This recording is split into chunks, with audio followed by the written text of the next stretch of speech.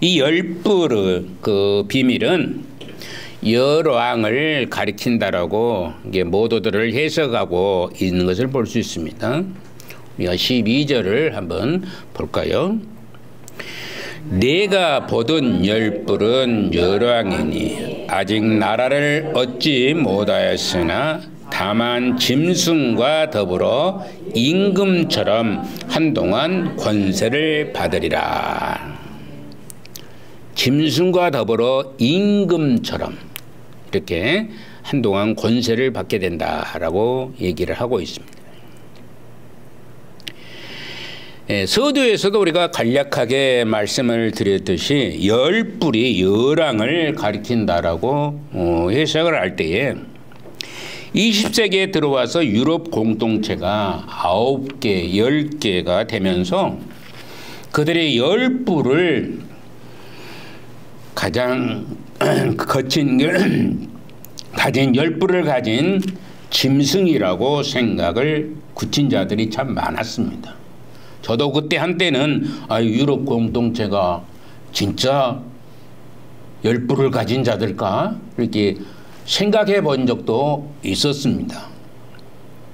그러나 11개가 되고 12개가 되고 13개가 되면서 지금껏 아무런 조짐이 없어요. 그들이 권세자로서 세상을 움직여야 되는데 그러지를 않는 것입니다. 이 10이라는 숫자는 7이라는 숫자와 같이 완전수라 하면 고대인들에게 있어서 만수였어요. 만수. 완전한 수다 이런 얘기입니다. 그래서 10까지 세고 다시 처음으로 하나부터 다시 돌아가는 것입니다. 그래서 계속해서 반복해서 10씩 이렇게 반복하는 것을 보게 되는 거예요. 그러므로 열나라라고 하는 것은 굳이 열나라만을 얘기하는 것이 아니라 마지막 시대에 나타날 모든 나라를 열불로 상징하고 있다 이렇게 생각해 보게 되는 것이죠. 모든 왕국들입니다. 모든 왕국들. 여러분들 대한민국의 왕 우리 이재명 대통령이라고 여러분들 그러시죠.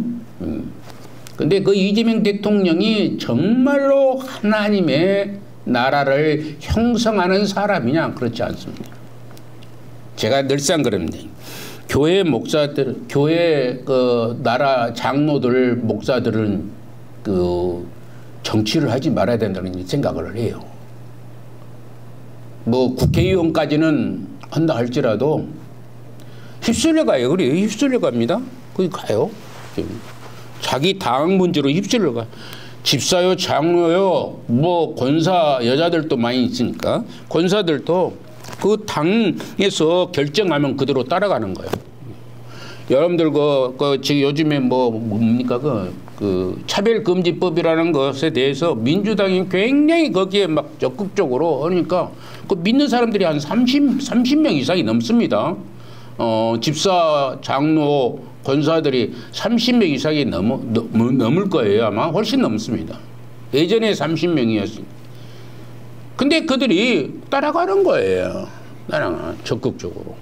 그게 성경에 위배되는데 또 믿는다고 하는 그 어떤 집사라고 야문 집사가 있어요. 여집사인가 뭐 권사인가 모르는데 그 대놓고 뭐 청문회 때 뭐 하는데 자꾸 그 차별금지표를 그냥 강하게 밀어붙여요. 민주당에 있는 사람들이 중에. 저거 미친 것 아니야? 이렇게 생각하는 거야. 나중에 알고 보니까 그게 잘못된 것이라는 것을 알게 되고 그때부터는 아니다라고 이제 얘기를 하시더라고요. 하나님의 말씀을 모르는 집사, 장로, 권사들이 얼마나 많은지 모릅니다. 얼마나 많은지. 이름만 집사들, 이름만 권사들, 이런 사람들이 얼마나 많은지 알 수가 없어요. 그래서 여하튼 열불이라는 것은 바로 이렇게 권세를 말하는 거거든요. 권세. 뿔이라는 권세죠. 힘. 그래서 얼마나 나라의 대통령이 힘이 있습니까? 이전에 있었던 대통령이 얼마나 힘이 있었으면은 나라를 이 모양으로 만들어 놓고 힘들게 하고 어렵게 하고 그러는 자기가 다 집어넣고 옛날에 전두환 대통령은 그 엄청난 돈을 다 집어삼키면서 자기한테는 27만 원밖에 없다라고 전 재산이 27만 원밖에 말도 안 되는 소리를 하는 거예요. 그 권세로 말미암아 자기 배를 채우는 그런 어리석은 군왕들이 있는 것을 많이 생각해 보게 되는 겁니다. 그러므로 세계 모든 문화와 나라 속에 일어날 일들을 인류 마지막 나라들을 열부를 가졌다고 하는 것을 가리킨다고 이렇게 보면 됩니다. 이 마지막 나라들은 성격상 적그리스도이고 타락한 세상의 집합체가 될 것입니다. 이들은 짐승과 더불어서 큰 왕권을 행사할 나라들임을 말씀하고 있다고 생각하면 거의 일치하는 방식이 아닐까 하는 해석이 되지 않겠는가 이런 생각을 해봅니다. 사실상 마지막에 세워질 그 어떤 나라일지라도 결코 의가 보금자리를 틀고 있을 나라는 되지를 못하는 것이죠. 지금 우리나라도 새로운 정권이 들어섰지만은 항상 문제는 생기게 되어 있고 다른 종교와 타협할 수도 있기에 이 땅에 존재한 정권은 어쩔 수가 없는 것입니다. 이재명 대통령이 교회 집사라고 그러더라고요. 그런데 저 불교에서 뭐라고 하면은 그 말을 안 들을 수가 없습니다. 지지율을 보니까 안 들을 수가 없어요. 막걸리 한잔 해가면서 그들하고 얘기를 하고 나누고 그러는 것을 볼 수 있습니다. 합의점을 찾기 위해서. 혹 다윗과 같이 오직 하나님만을 바라보는 왕이라면 그래도 조금은 나을지 모르지만 다윗은 그러냐 하나님만 오직 하나님만 바라보는 왕 하나님만 바라보는 왕이라면은 그런 자들하고는 저저 상대를 하지 않을 수 있어요. 그러나 그러지 아니하는 적당주의에 빠져 있는 사람들은 어쩌냐 그러면은 안 되는 겁니다. 이게 지킬 수가 없어요. 어쩔 수 없다라고 생각. 마지막에 등장하는 나라를 역시 짐승으로 더불어서 예전 왕들처럼 권세를 이루는 나라이고 그렇게 본다면은 지상의 어떤 나라도 참 평화를 펼칠 수가 없다는 것을 말하고 있는 것입니다. 다행스러운 것은 그 통치 기간이 매우 길지 않고 아주 짧은 시간에 지나지 않는다는 사실이 그나마 조금은 위로가 되기도 하는 것입니다. 세상은 결코 변하지 않을 것입니다. 좀 더 돈이 많으면 사람들이 근심걱정이가 없어질까도 생각을 할 수 있을지 모르지만은 돈이 많으면은 가난한 사람들은 돈이 많으면 아이고 이제 돈 걱정 않고 살겠네 그렇게 생각할지 모르지만은 그 돈이란 것이 또한 악을 행함으로 사람들의 마음을 오히려 심란하게 만들고 있는 그런 불편함이 있습니다. 그런 형편에 처하는 경우들이 있지요. 하나님께서 우리에게 돈을 주는 것은 무엇을 하라고 돈을 주느냐고 제가 늘상 말씀을 드리죠. 여러분들에게 돈을 주는 것은 그 돈으로 말미암아 하나님의 영광을 위해서 사용하라는 얘기인 것입니다. 그래서 나누고 베풀고 유하고 그러라는 얘기. 그래서 교회에 예물을 드리는 것이 연보라고 말씀을 드리는 거죠. 연보라고.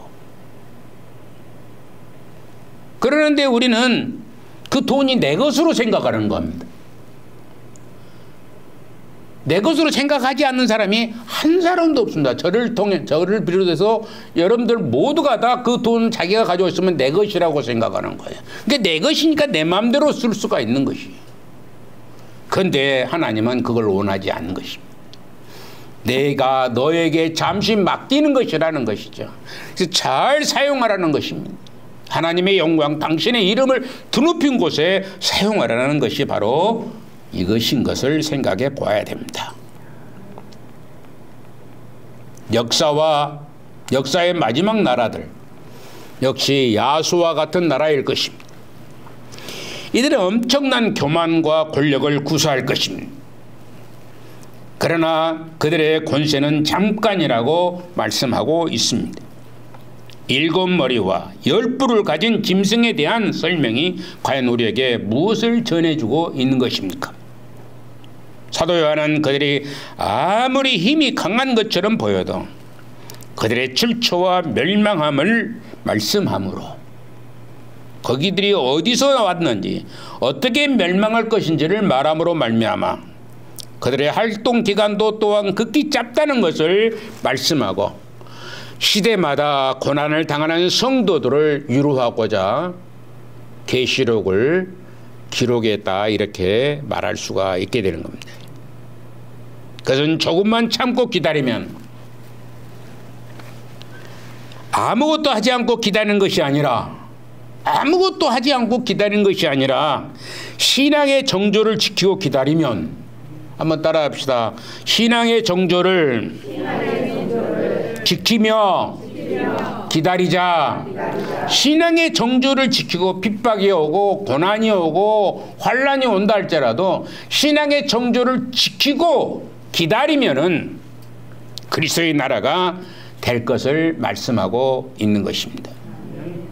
여러분들이 꼭 신앙의 정조를 지킬 수 있어야 돼요.